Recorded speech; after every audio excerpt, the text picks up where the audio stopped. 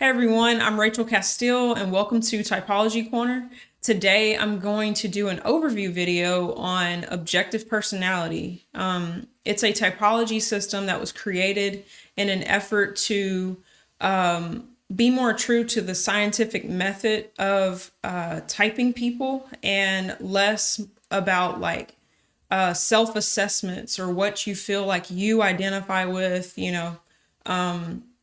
because in the typology community, it's very common for people to just take a personality test, answer the questions based on how they see themselves, and be like, hey, that's me. But it's really not helping them in any form of personal growth if your self concept isn't actually what you're doing day to day. So, yeah, they really have developed the terms even more and gotten really specific. They call them coins. It's kind of like a dichotomy. Like there are particular coins that they're tracking, and as you get better at reading those things, or how do I word it, recognizing which side of the coin someone lands on lots of different coins, to determine someone's true type. Also, they've incorporated a lot of different other aspects other than just the cognitive functions. They've also noticed that the cognitive functions can be masculine and they can be feminine. That is a movable or shovey type of aspect to the cognitive functions, and a lot of other things. I'm going to get into the animals, which is like a combination of two functions working together to carry out a function in some way. So it's like things that people are doing, I guess. So just to get into some of it, I'll start with saviors and demons. These are two terms that they have coined that really are very accurate to how we choose certain functions as saviors, as like our go-to, easy to use. Like over the course of our life, we kind of reach at those most often. So we're getting much more time on those particular functions.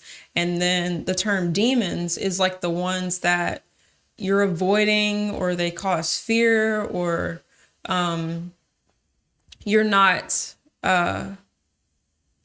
putting much time into it, so it's kind of foreign and you feel a little shaky in that area. So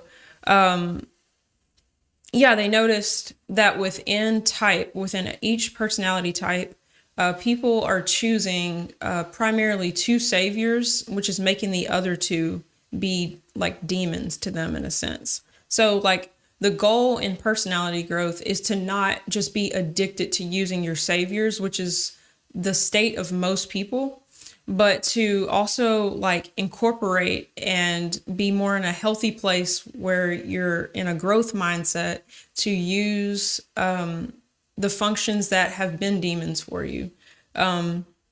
So just to kind of illustrate some of this, I'm going to switch on over to this.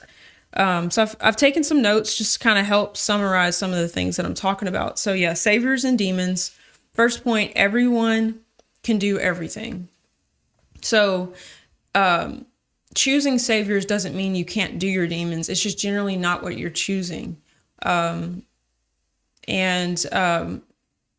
what they're tracking in objective personality. They're tracking not how you see yourself, but what are you actually doing? In general, what are you prioritizing? So yeah, tracking is the same as lie detection. It's like catching people if they're peacocking, is a term that they use right here in the demon state down here at the bottom. Peacocking is like what you want to be good at. It's you want to portray yourself as being good at something that's actually not your savior function. And that's a common thing of people actually typing themselves upside down. It's very common.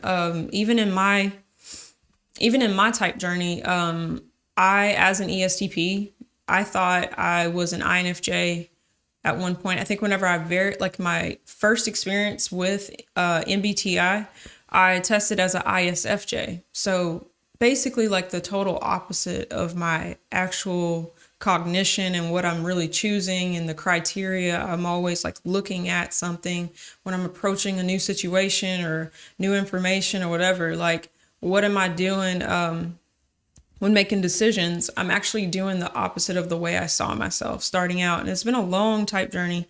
I probably came across MBTI, I'd say maybe 8 or 9 years ago. So yeah, so I'm going to jump back on over to this. And so here's a couple questions just to think about. What do you spend your time on most? Like whenever we get into the functions, like what really gets your time? What are you checking in with first? Not, oh, I do that sometimes, or I'm really proud of myself when I do this process.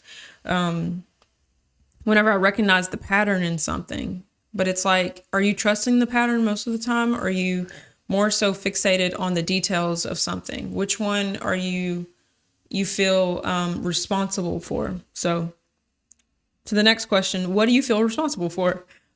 This is what is actually being tracked. So it's not just what you like to do or don't like to do. It's what you wind up doing because you feel responsible for it. If you feel responsible for the feelings of others and what other people value, even if it might bother you, but at the end of the day, you're checking in with that because you feel responsible for making the tribe happy in some way.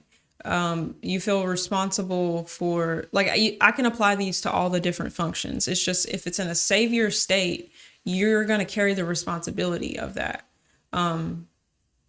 You're going to satisfy that function, the needs of that function. So that's, so as a savior, in a savior state, you're responsible for it. You feel confident using it.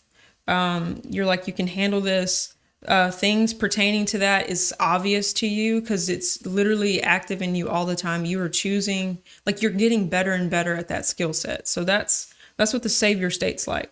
Now for the demon state, when you're using functions that are a demon to you, they could cause tidal waves in your life. Like, let's see. But yeah, tidal wave is like, I guess, a byproduct of not using something for so long that out of nowhere, something in that area hits you out of, left field. And you're like, oh my gosh, my worldview just cracked, and, or it caused a lot of fear or pain in your life, just because you weren't looking in that area. Like, it's like saying, hey, I'm not responsible for this, somebody else is. So when something in that area, like, kind of backfires, from like the neglect in that area, you have like a tidal wave experience when something happens in your demon area. So this isn't about like actual demons, this particular concept. We are exploring more of using it as a metaphor of the state, what it's kind of like a savior.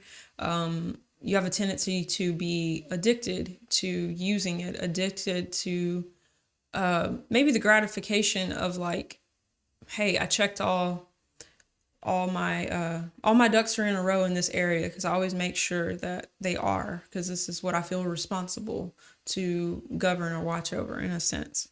So yeah, so in a sense, you could be highly unbalanced because of going really all in on your saviors.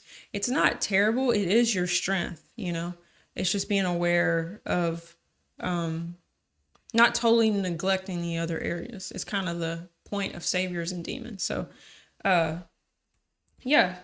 So another part that's really cool that they brought into objective personality, like they've tied a connection looking at basically there are 4 temperaments that within the types, they all fit into 4 temperaments. You've got your EP types, you've got your IJ types, EJ types, IP types, and they notice the 4 human needs. This is something that Tony Robbins has talked about, and they noticed a trend between the 4 human needs of gather and organize, tribe, and identity. So just kind of break those down a bit. Gather is like taking in new information. Everyone has a need to have new experiences, to gather unknown new things, Yeah, so gather is a human need. And then organize is just, we have the need to organize the things that we've gathered, the things, our experiences, to organize our memories, organize patterns we've recognized, organized concepts. These are things that we do. We have the human need to organize things that we've gathered, to put things in order and make sense of it for, internally. So, and then the human need of tribe. We all have the human need to be a part of something, to belong, community, And then the human need of identity is knowing the self, knowing what is true for the self, knowing what you value yourself, what makes you you, what's something that you'll stand on no matter what's going on around you. That's identity. It's that grounded place. We all have that need to know our identity. So a very cool thing, taking the 4 temperaments and connecting them with the 4 human needs. This is how they overlap. So gather is the primary human need that the EP types, that they are satisfying the most. They primarily have a gather need. They have a tendency to overgather. Kind of how I was talking about the savior and demons, right? So it's like, this is their savior human need in a sense. So types that start with an E and end with a P, they start with, OE is a term that they use. This is some objective personality kind of exclusive thing. So whenever I talked about MBTI, I already covered SE and NE being perceiving functions, and then the other perceiving functions that are internal. So these are extroverted perception functions, introverted perception functions. Within OP, they call these observers, which is the similar thing of perception. But they have really simplified the terms. And I really just like the terminology that they've chosen. I feel like it's really clear and easier to understand. So OE is observers, is what they have a term that these fit in. It's OE. Extroverted observers, then introverted observers. And these are the 2 introverted observers. These are the 2 extroverted observers. So EPs lead with a dominant function of SE or NE. And because that is their dominant function, it is extrovertedly taking in new information, which is gathering. So if you look at it, the EP types gather primarily. Then the IJs are the other observers. So as you can tell, they both lead with an observation function, taking in information or prioritizing information first is one way to say it. So the IJ types, their primary human need is organize. They are attuned to that. They are looking out for that the most. And so it's introverted observer as the dominant function starting out, which is an organizing function of known facts and known concepts. So they're going over their known information and organizing it more, making sense of it primarily. So these would be opposites in the world of observers. They're both observer types, but with but are focused on the opposite human need. These are taking in new and kind of not getting around to organizing it. These are organizing it and are a little bit leery of the new because they're going to have to organize it because they feel responsible to organize. And these feel responsible to gather more than organizing. So as you can see, as a growth thing is to become more balanced, but this is like a starting point for the types generally. It's like their life path of what they're doing in a savior state. All right, so down here, we've got our decider types. These types lead with DE or DI, which is introverted decider first as their dominant function, or extroverted decider as their dominant function. So the EJs, their primary human need is tribe. And in a sense, it's like tribe validation, that they very much want feedback from the tribe. They are attuned to the tribe. They're checking if the tribe is okay. They're more attuned to other people than they are themselves. So they're not as in touch with their identity as much as they are in touch with other people's needs or other people's opinions or what they value, and they're somewhat accommodating that. That tribe feedback is very important to them as a primary need. As I said, we all have these needs within us, but primarily that is the need that they are focused on. And again, that is people who lead with the function extroverted thinking and extroverted feeling, being attuned to the tribe's values and the tribe's reasons, basically. All right, so for identity, we've got the IP types. The IP types also lead with a deciding function. So these people are deciding first, checking in to make a decision based on these criteria, and then taking in observations. These people up here are taking in observations first and then making a decision later. So that's the difference. These are more like a open type of observer, I guess, primarily. And then we've got deciders. So again, the IP is most in touch with their identity. Their very first function that's being satisfied is, what makes sense for me?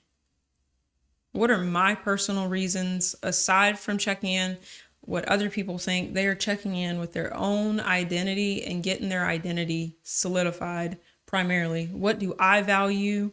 And basically, what do I believe? What are my reasons? So yeah, they're most in touch with their identity, and they're the most out of touch with the tribe, because them being like opposite coins in a sense. It's like it's where they're the most imbalanced. These types are more balanced in gather and organize because it's like a middle process.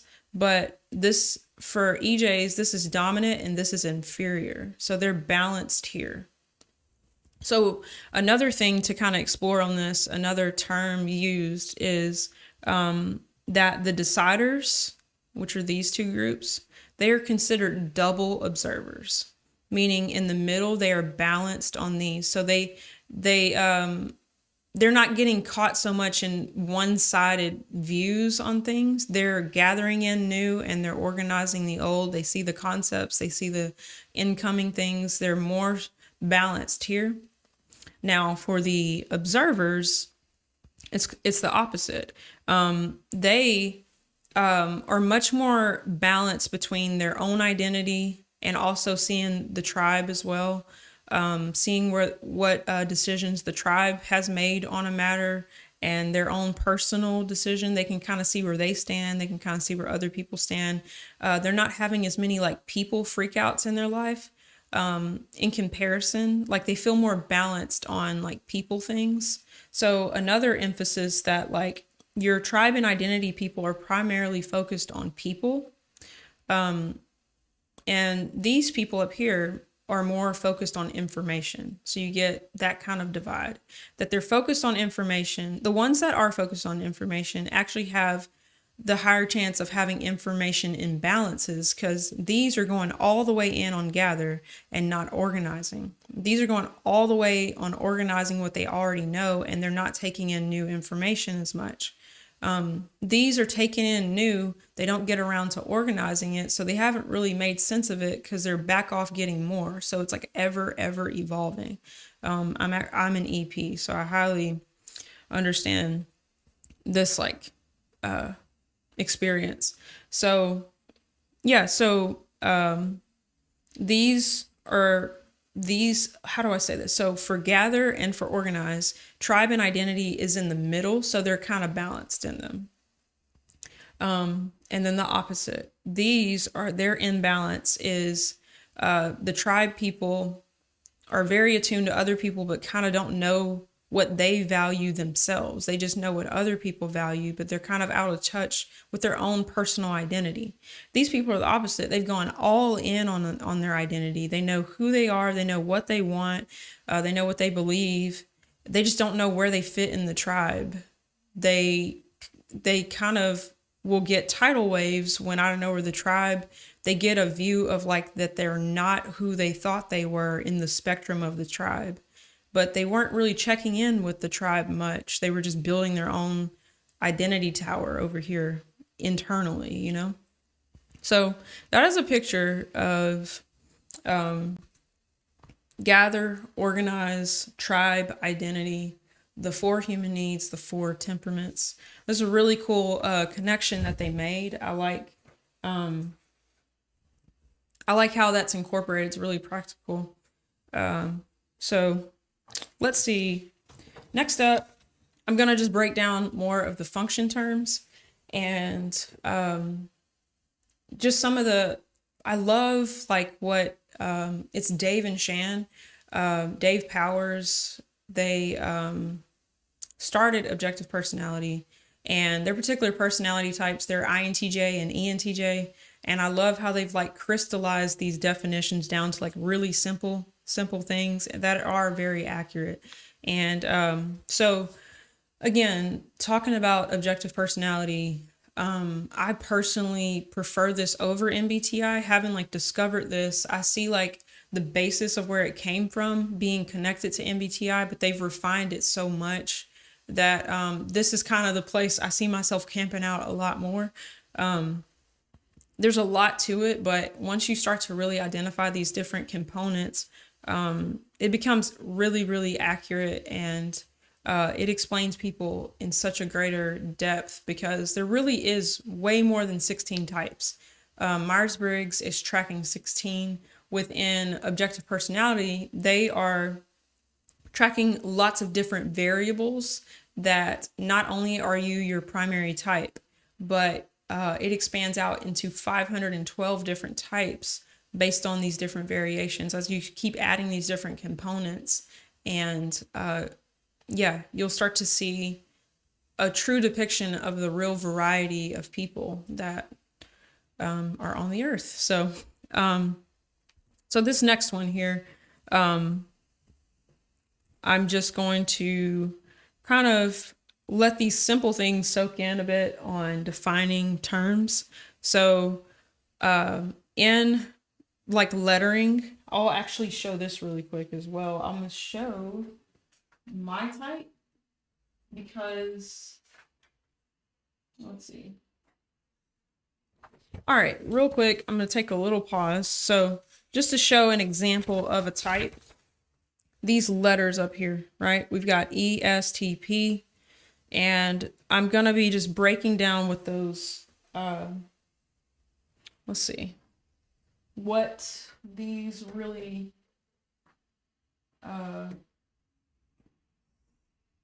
sorry, I'm getting some new ideas on the fly.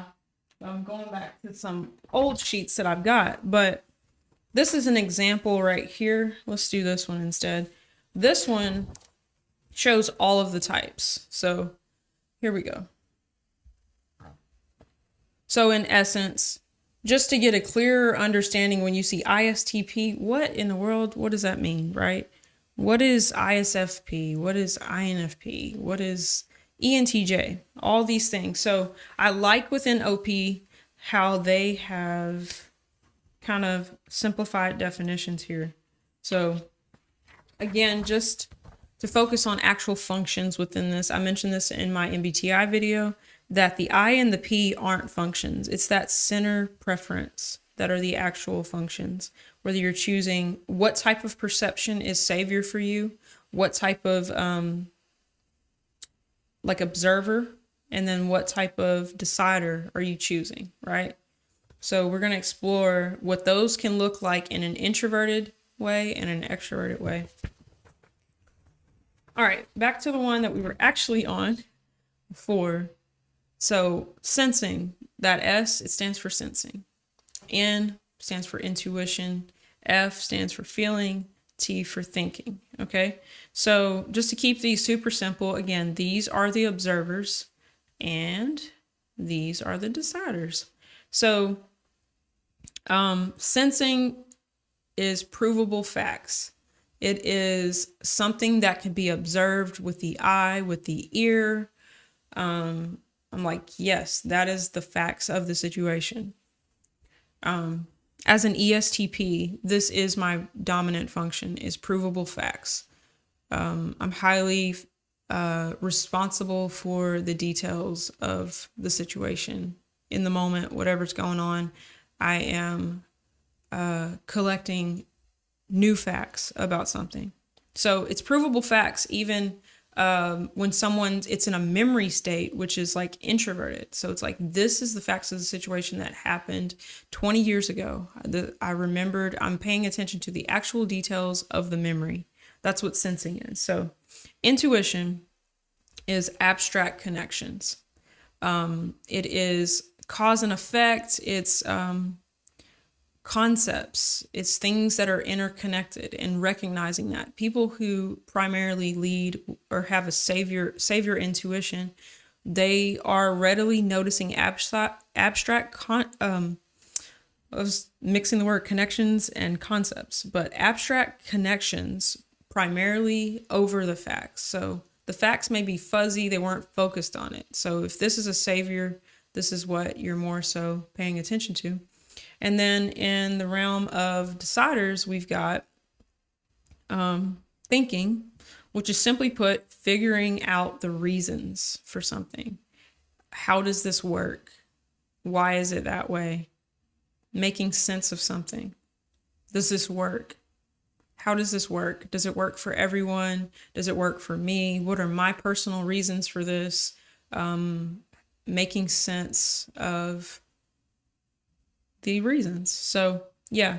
And now in the world of feeling, it is prioritizing the value of something.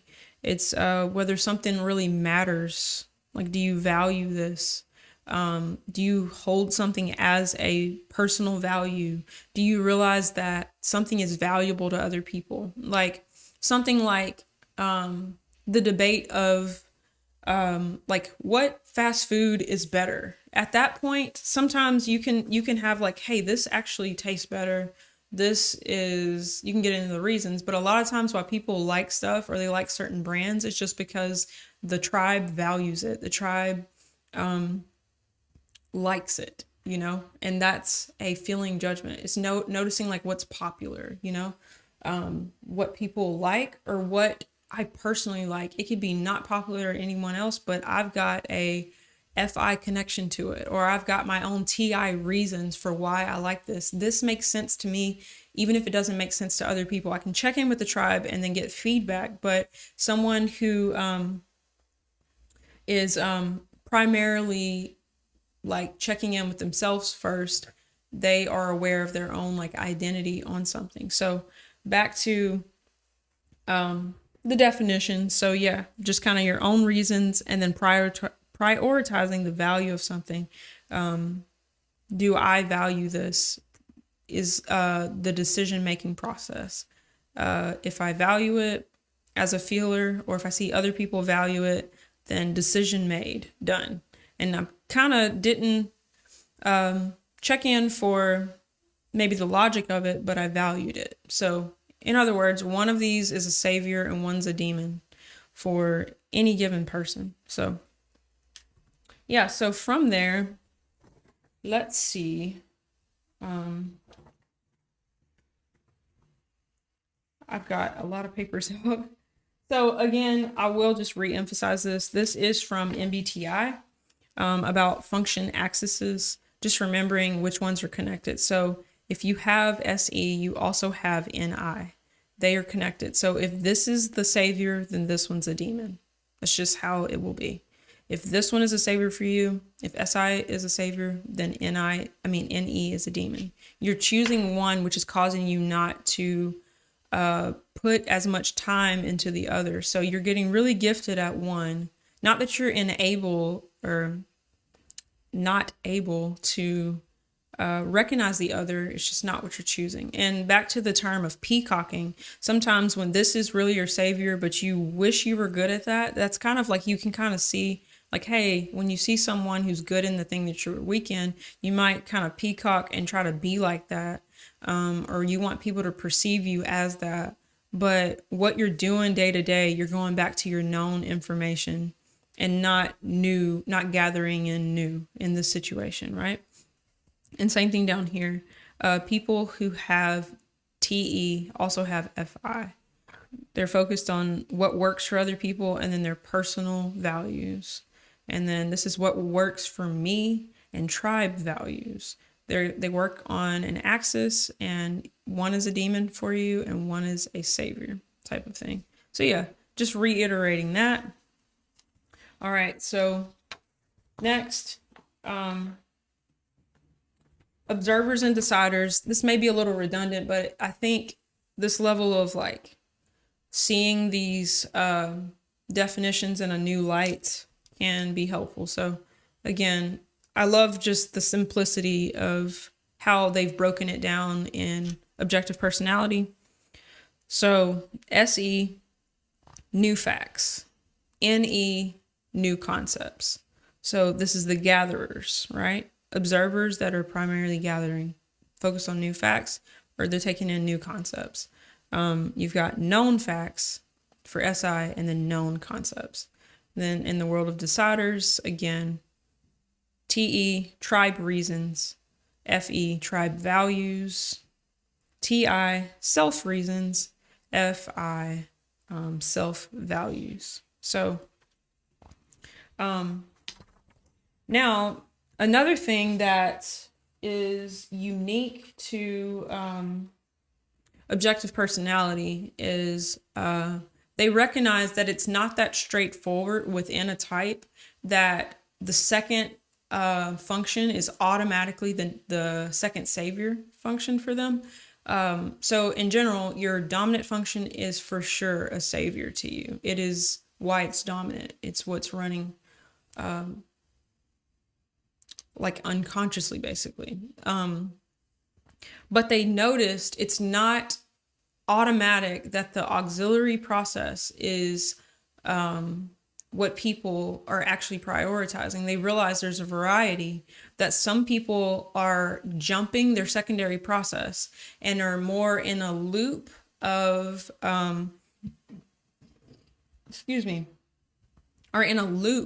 using their first and third functions as their savior. And that the secondary is more of a demon to them. So it's really seeing what people are relying on, what they feel responsible for.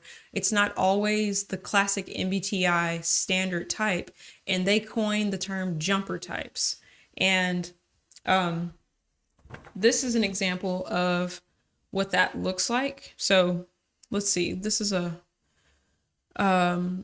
example of an introverted standard type, and then an extroverted standard type up here. So the way I notated it, this is their functions as an INTJ. You've got NI first, then you've got TE, FI, and then SE. So in a standard breakdown for an INTJ, it would be the first two functions. So this is a savior, and then this is a savior. But, and also it's notated NI, TE is how they do it within objective personality. So this is not just an INTJ, it is an NITE INTJ, which is the standard to go first and second function. So down here, a jumper version of this would be, instead of doing NITE, FI, SE as their order of like savior down to demon functions, they are jumping this external process and are more so prioritizing their introverted feeling as their decider function. So their observer, they're taking their primary observation function is introverted intuition, which is known concepts. And then their savior is self values instead of tribe reasons. So this would be not a classic MBTI INTJ. This would be an even more introverted version of this introverted INTJ. So this is someone who is camping out much more internally, checking in with their own feelings, what matters to them, and are making decisions off of this decider more so than just what works for everyone else. Like, they're aware of it. It's still in their psyche, but in general, they're choosing this as their primary savior of making decisions. And again, this is just more so the habit built up of what's being chosen. It's not that they can't make these types of decisions. Just again, to reiterate, that savior and demons doesn't mean that you're stuck in that pattern. You can grow and learn to be more balanced. So here is an extroverted version. So we've got the ENFP. Their primary function is NE, which is gathering in new concepts. And then personal values as their two saviors. And then we've got TE, which is tribe reasons. Tribe reasons. And then known. My brain's kind of like checked out a little bit on all the descriptions of it. So me not converting them, but just as of now, so NE, FI, TE, and SI is just the functions of the ENFP. And so the normal one, it's the first and second function as the saviors. And then down here, we have a more extroverted version. So like a super extrovert and then a super introvert. So you got your normal introvert, your normal extrovert, somewhat, right? And then this person is like pinging off of the tribe to make decisions. And they're out gathering. They're out gathering and they're making decisions off the tribe. So they're living in a very extroverted space, primarily. And they're a little more out of touch with their own identity and more meeting the preferences of the tribe somewhat. So, yeah. So that's jumpers. And what that did when you say, 16 personalities, well, just this alone, looking at jumpers, it just became 32 types. Because people are different, we're not all the same. So it's really cool to see even more of a variation. And next, we're going to talk about animals. I kind of mentioned it earlier. Animals is, it's like functions, actions that we do that involve two of our functions. It requires the use of one observer and one decider. And in order to do some processes that are like everyday things, like taking in information for yourself, teaching someone something, that involves two cognitive processes to teach. It involves two cognitive processes to take in information and make an internal decision on it. That's involving two cognitive processes. Also, sleep is another one. And that is like internally processing known information and making decisions on the known information. It's just being in your head. The rest of the world fades out and you're reassessing what you've experienced and how you feel about it, what you believe about it, sharpening your own identity and what you already know. So that's what sleep is. And then you've got the action of play, which is going out with the tribe, pinging off the tribe in play, right? So you're out getting new information, new experiences, checking in with the people, seeing how they feel on things, and just like back and forth, back and forth. Oh, really? That's how you feel about that? Oh, cool. I didn't know that. Thanks for telling me that. Oh, I've related to that too before. And you give something and you're receiving something and you're out in play. Play involves interaction with other people. So those are the 4 animals, and there are 2 coins. I need some water. Huh.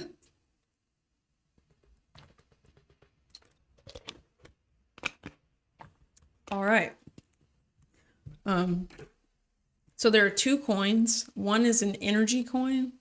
It's based on regulating self energy or expending energy on the tribe. So sleep and play is within that. And then you have an information coin, which is taking in information or teaching information to someone else. So we've got consume and blast. And this is what that looks like. So sleep, the functions that it involves is the introverted decider and the introverted observer working together to produce sleep. Sleep processing. It's preserving energy. You're inside your own head. You're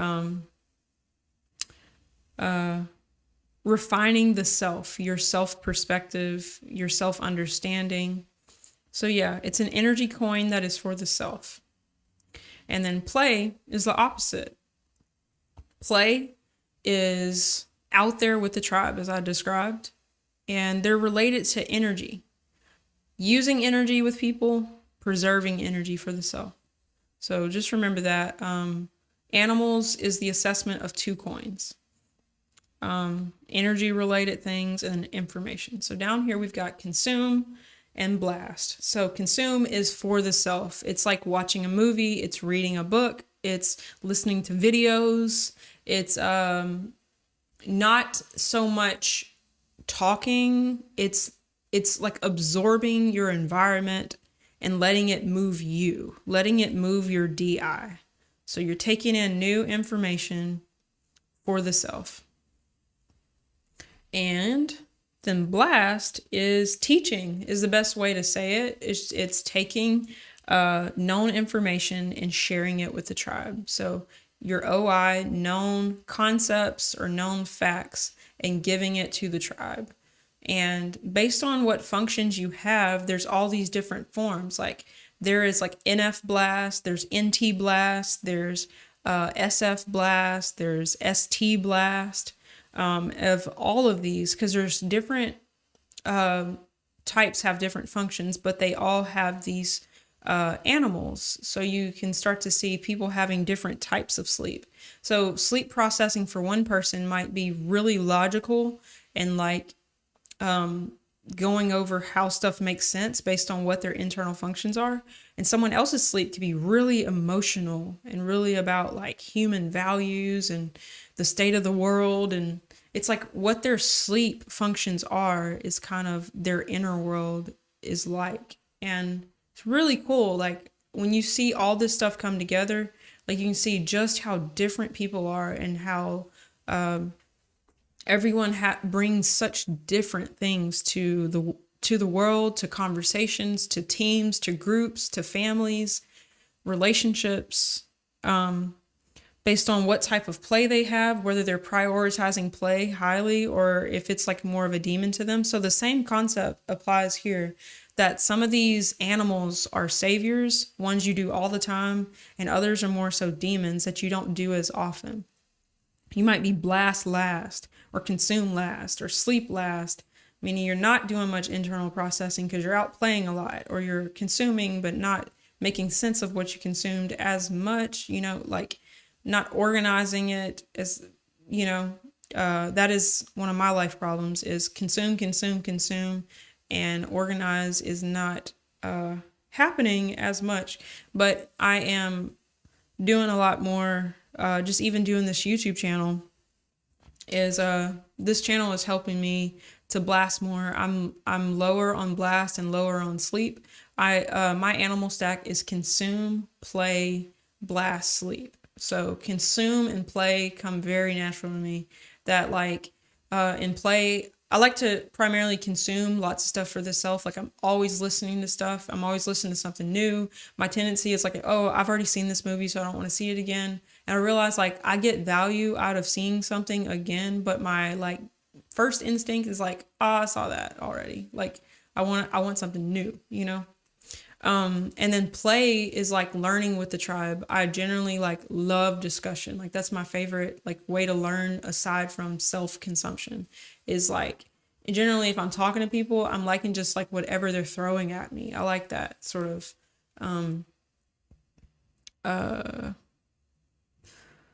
learning style, I guess, or just it's fun. So in contrast to choosing consume and play more often, blast is lower. It's not there. Like whatever your last animal is more so like what you're neglecting. Like it's what's missing in you almost. And yeah. Blast I do like to do. I like to teach, but I'm not a primary blaster. Like it has to be like connected to my purpose or like I can see it being really meaningful for the person I am speaking to that I then will like blast known information. But in general, I'm taking in information for me, adjusting my life to it and just living by it and not really talking about it. It's kind of my default. So yeah, I'll kind of, expound on like my situation with my animal stack and you can kind of get a picture of what that's like and having these things in different orders, you know.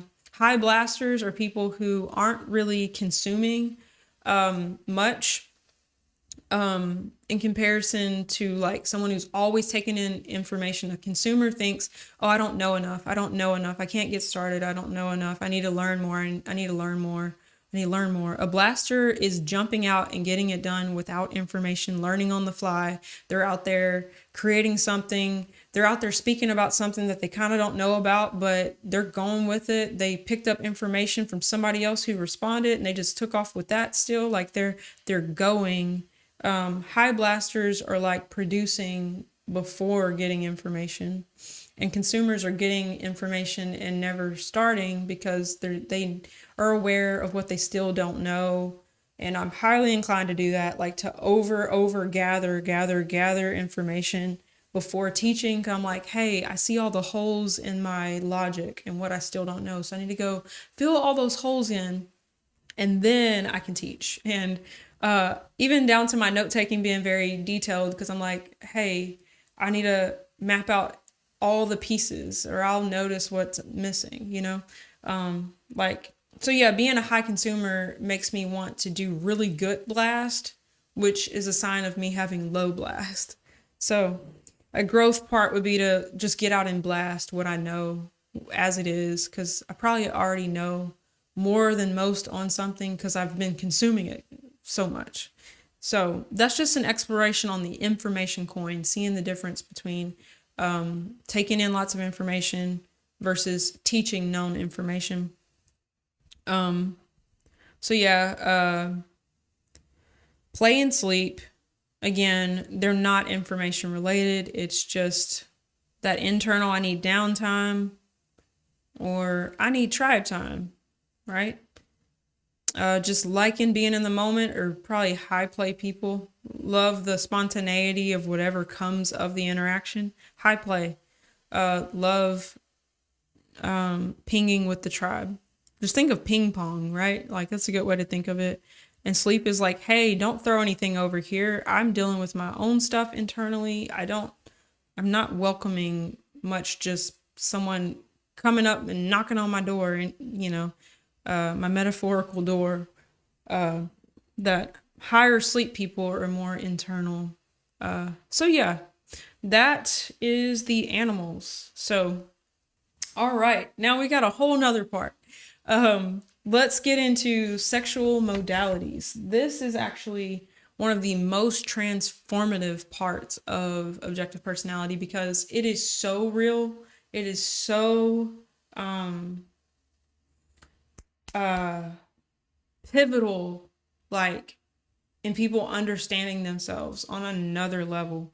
Like the sexual modalities speaks to how your functions manifest in the world in interacting with other people, how you display yourself, where you feel vulnerable, maybe, where you feel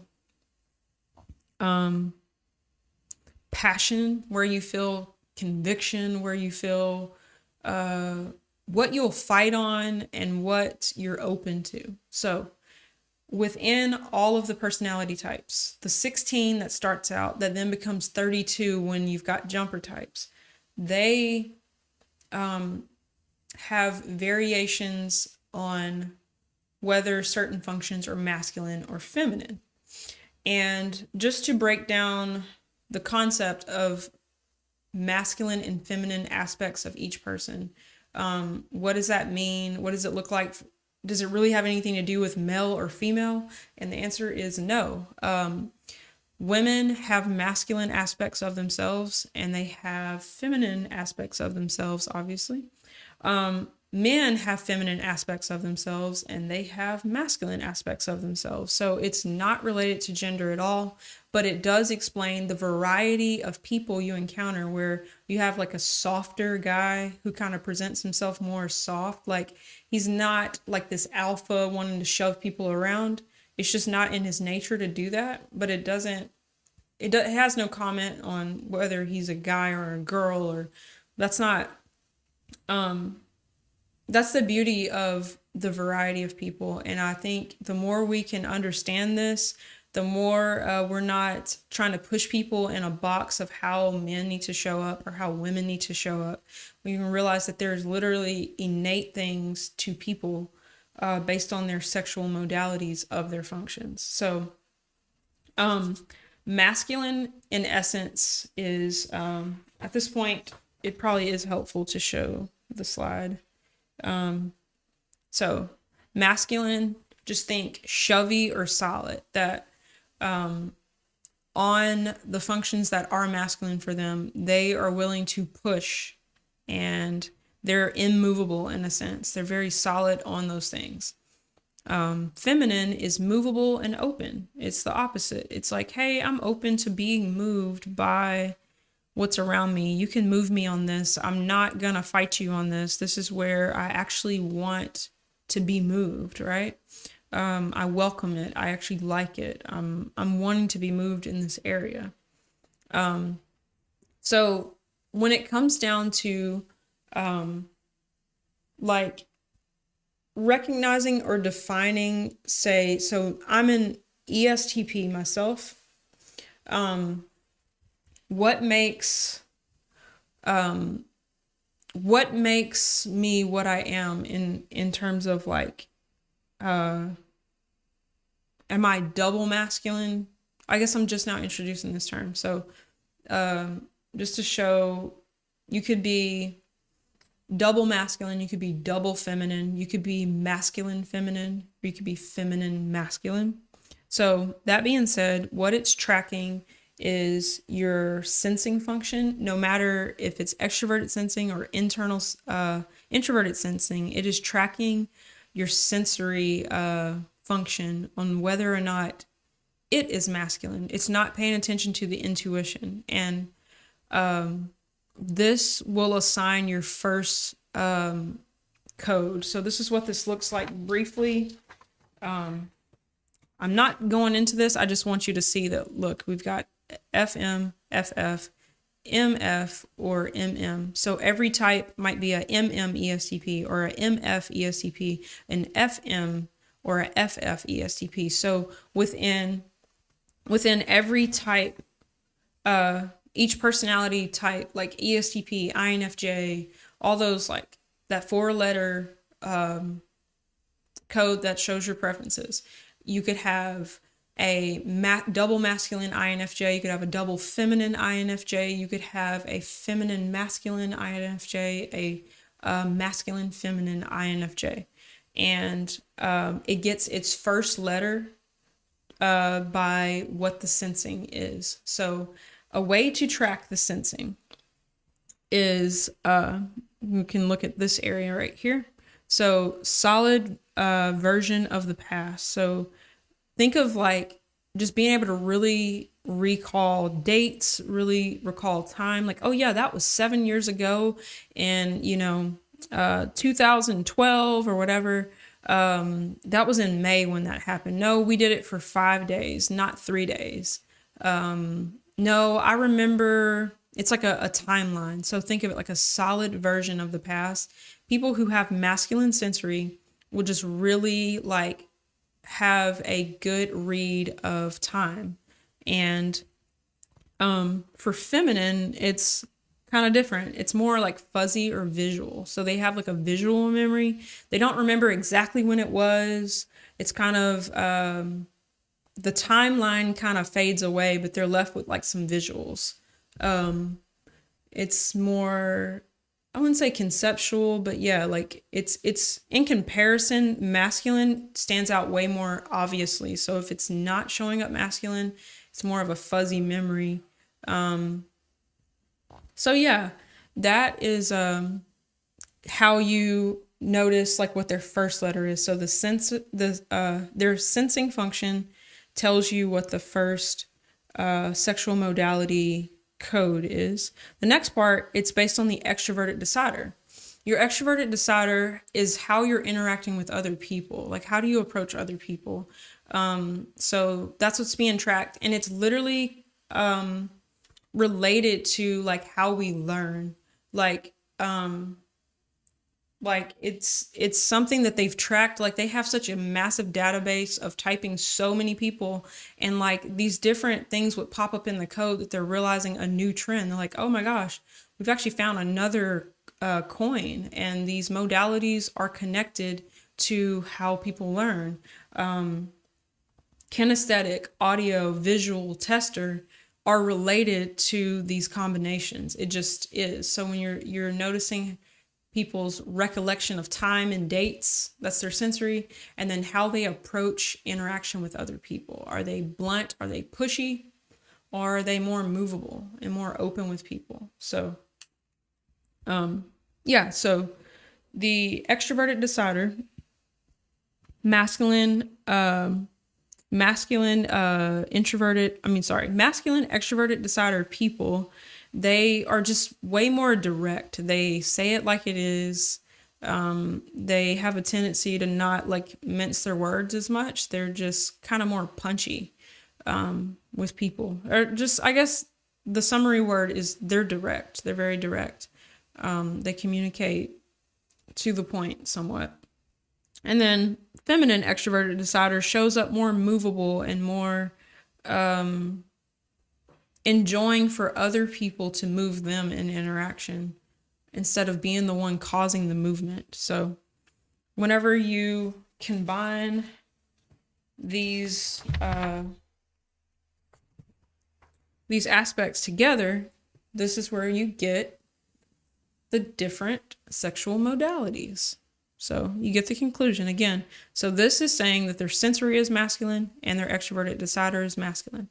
This is saying their sensory is masculine, but their feeling, no, not feeling. Their extroverted decider is feminine. So they're feminine with the tribe, but masculine on their time and dates, and their memory is very masculine. Over here, we've got feminine, masculine. So they've got more of a fuzzy, more of a visual memory, but they are masculine with the tribe. And here we've got, my blast is kind of lagging a little bit here. Feminine and feminine. So feminine with the tribe and feminine on their memory. Feminine with the details or memory in a sense. So whenever we break that down to how people learn. So your double masculines, they learn kinesthetically. They learn by pushing on the information. So they're literally like, I'm double masculine, and I even attribute this to like why I love to play drums. I like literally interacting with stuff, like to grab it, move it, test, try it. Like, it's like learn from doing, learn from immersion, learn from being in something, Yeah.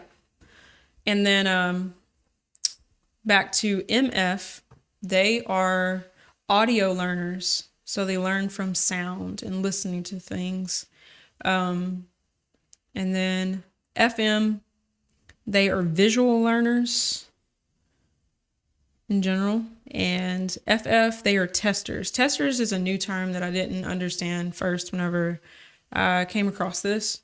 But they learn from being open to the information. So an example of testers that I've heard people say, like they like to like taste food and test out like wafting candles and like, ooh, like it's kind of like being open to like, hey, move me, move me, move me. They're just all feminine on the outside. Their outside world is very much like, hey, it's receptive to everything out in a way. It's kind of what that's like. They've even noticed patterns down to how people dance, that double masculines are very like shovey, and like they all have these different types of patterns that just are blatantly externally trackable, that are showing up in objective personality. So this is a lot of detail, but just to summarize this part right here. So double masculine, they are solid on the facts. They are solid on their sensing, but movable on their intuition. So an example, it's like their concept, they're more like open in that way, but the facts, they'll very much like fight you on the facts type of thing.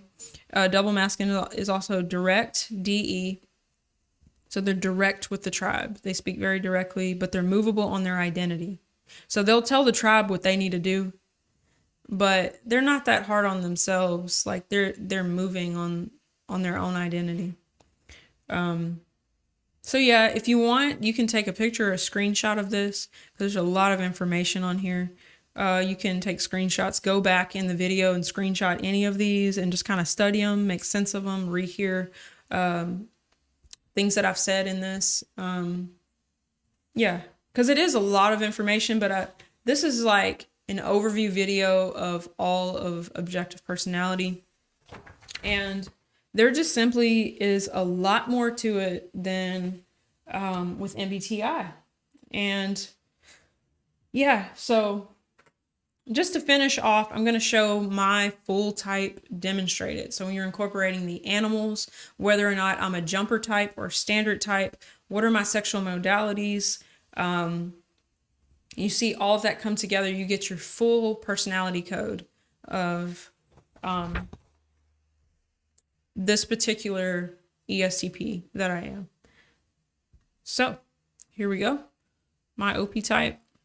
So I'm double masculine.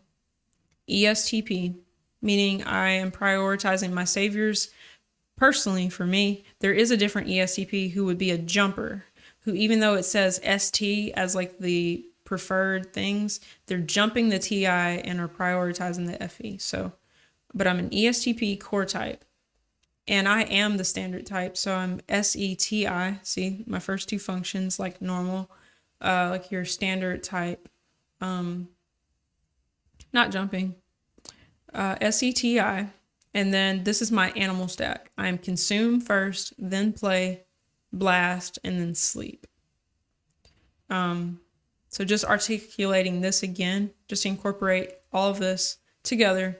Consume is I'm taking information for the self, then I'm pinging off the tribe to learn more from them. So I'm like a super learner in a way. I'm learning here, and then I like to learn with people as well. And then that inspires me to find new things to consume. So I'm off consuming and then learning, consuming and learning.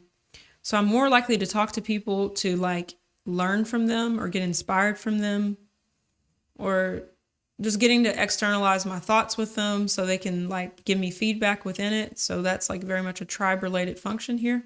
So it's like the play. It's like I'm learning on my own and then I'm learning from people. And I generally will stay here. See, these are my two savior animals. And then blast is next. So it is a demon, but it's not so much of a demon that it's like missing almost. So blast is teaching, sharing known information with the tribe, which is what I'm doing right now. Yeah. And just in this particular stack order, I do like to blast, but in comparison, this will be stimulating, giving me energy. This will be a little more draining for me as a demon. And then sleep is internal processing, known information, organizing it, letting it, getting my own values about myself, my own identity. And sleep, I will wind up doing a lot of consuming that I can diagnose myself that, oh, I'm sleeping, I'm doing sleep processing, I'm preserving energy. It's like, nope, I'm off watching some video. And sleep processing is fully internal. So there are people who are sleep first. My husband, I think, is sleep, consume, blast, play last. So very different. He's an INTJ jumper type, I'm almost positive. And he is probably double feminine, which is, if you think a double masculine person, I kind of broke this down here. So, seeing this played out in my functions, like which of my functions are masculine, which ones are feminine. I just realized I didn't actually write that last part. So to answer that question, so being double masculine, it is always commenting on these, wherever the sensing function is, even if it was internal, what is it? But for me, it is my dominant function. So this is masculine. See the sensing. And then the extroverted decider, which is extroverted feeling, is masculine. So by nature of that, the functions that work on a coin with it will be the opposite. So these are connected and these are connected. So this one's masculine, therefore the NI is feminine. The FE is masculine, therefore the TI is feminine. So within myself, if you look, my internal world is very feminine. It's very movable. I'm fine with someone moving me here. I'm not super fight you on my personal reasons. It's more private to me. Where I'm going, my vision, cause and effect, things I believe, known information, known concepts, known patterns. I actually like those being moved.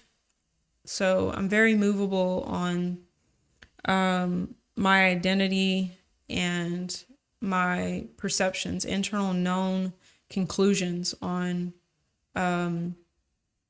experiences, I guess. So I have a double feminine inside, and people's external experience of me probably has a lot more to do with the double masculine exterior that I have, which is more pushy on the facts, like the facts of a situation. I will be masculine with it. I will shove with it. And tribe values, this is kind of in a masculine way, kind of makes me justice oriented. Having a masculine extroverted decider, it's like going out and telling the tribe the way things should be, more so than the tribe moving me. I'm kind of like moving the tribe to say, hey, tribe, we need to go in this direction because this matters. This is valuable. This is important. It's in terms of values, right? I'm not pushing on my thinking. I'm pushing on what's important, what the tribe should value. I am telling the tribe what matters in a sense. So these are pushy functions. So if people are really interacting with me a lot and they know me well, they're probably encountering this a lot from me. I am trying to be a balanced person and be aware that this can be a bit intense or overbearing when I'm driving a point home or something with these two. So that is just what that looks like though. So as you can tell, ESTPs can show up very differently as you start to go through the 4 options of MM or MF or FM or FF. You get a very different, colorful person. So again, movable here, solid here. And then also, lastly, I've articulated the animals in a really practical way of seeing it. So again, the animals is two functions working together, one observer combined with a decider to do a function that we have to do naturally. In order for me to teach right now, I am using my known information and exporting it to the tribe, giving it to the tribe, and for the sake of the tribe. It's like it's teaching and telling like a worldview in a sense. Like I'm sharing my perspective on something with the tribe for their sake, not for the self, but for them. They are the motivation that makes this information come out, which is blasting. So I put a little arrow and I put a B. So blast in me, as you can tell, it's using my daemon functions down here. So I also put S here, savior, savior. And for me personally, demon and demon.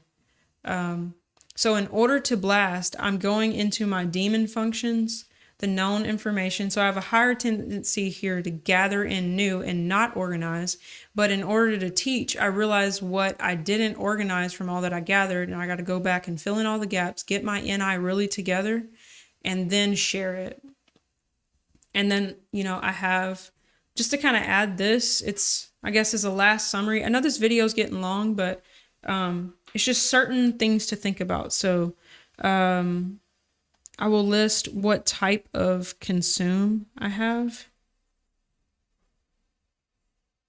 what type of play, what type of blast. And the reason I want to emphasize this is because it's different for different people. So you can learn that for yourself. What type of blast are you hearing from me is based on the types of functions I have. So my blast is NF. I'm using introverted intuition and extroverted feeling. So I have NF type of blast. And then let's fill in these others. So my consume is ST, consume. My play is SF. And my sleep is NT. So just to elaborate on this, ST consume, what is that? That is taking in the facts, the very logical details of something. I love to literally consume facts, just the facts of something. The facts, how does something work? I love to consume that type of information. Somebody with a different type of consume might like to consume lots of goofy stuff because they have like SF consume, and they just stuff that makes them laugh and comedy but I have ST consume. I love to learn just factual, real stuff. And then my play is SF. So it's like an emotional, just have fun kind of SF, kind of like what's popular. When you think about S, it's like what's going on in the outside world and what people value. So it's kind of like what's cool, what's popular, the trends around me, like all kinds of stuff like that. But it's using these functions. So I have SF, and then my blast is NF. So it's kind of like values and intuitions. So it's kind of, NF is like the humanities and the state of the world. And I don't know how to explain it. It's kind of, NF is very like the humanities, I think. I blast about social justice and understanding people. It's why I love personality stuff so much, because it's very much like, hey, y'all, we should all rally around this because it's important and this matters. And it's very much like about humanities and social things and social justice. And when I do blast, though it's a demon, my blast is going to sound very NF. Like when I get on my soapbox and I got a word for people, what am I talking about? NF kind of stuff. Now my sleep is NT, so it's very intellectual sleep. So my internal world is extremely intellectual, when I'm sleep processing, it is making sense of getting an understanding and a clearer vision of something. Understanding something and seeing it clearly. Understanding and seeing clearly. Understanding, seeing clearly. Like I'm highly drawn to like getting more wisdom and understanding. Like when I talk about the seven spirits, like that's my jam. Like wisdom and understanding. I want to see clearly and I want to understand. So in a sense, just think NT, it's really intellectual. Getting that really sharp. So when I am in that sleep processing, from what I've gathered, that is the type of NT sleep that I'm doing. So as you can tell, just this as an example, just imagine this can really spring into so many different types. And the code within objective personality, it breaks out into 512 types. And then next, I want to get into the Enneagram. So to think within your type, you still have an Enneagram, which is your trauma and like coping mechanisms and a whole nother, like the emotional side of you. That is another element that makes you what you are. So yeah, it's not a box, considering when you start to study this at this level, we're not just being lazy about it and saying, oh, you're one of them four kind, and I'll just throw you in that box. You're like, I am not like that, you know? But yeah, so I guess this kind of bumps into my values again. Like when I say I'm a blast and talk about this, I feel like it's very important to understand yourself, but to understand others and to help others grow as they are and what health looks like for them based on what they're doing. What is the natural state for them and where are they on that spectrum, you know? And not trying to conform people to be different, to be like you because you don't understand that over there. Like everybody was wired very specifically by God for a reason. And yeah, we all can mature more into what we were meant to be and learn to love ourselves more. But conforming is not what was intended at all. We're to, that's why I emphasize self-understanding more so than people understanding you, because ultimately you need to grow into who you're made to be, and you need to understand yourself so that you can be the best version of you. And yeah, that's my blaster lesson on why personality types is important. And yeah, from here, there's a lot more to explore. But in this long video, you've got an overall picture of the various aspects of objective personality, why it's important, and just what they're doing, what they've done with MBTI, and really tracking all the other variations within type. And I think it's amazing. So thank you for watching. I appreciate you sticking through the video this far. If you got value out of it, give me a thumbs up. It really makes a difference. And I appreciate seeing that people got value out of it. So if you have any questions or anything, feel free to leave a comment.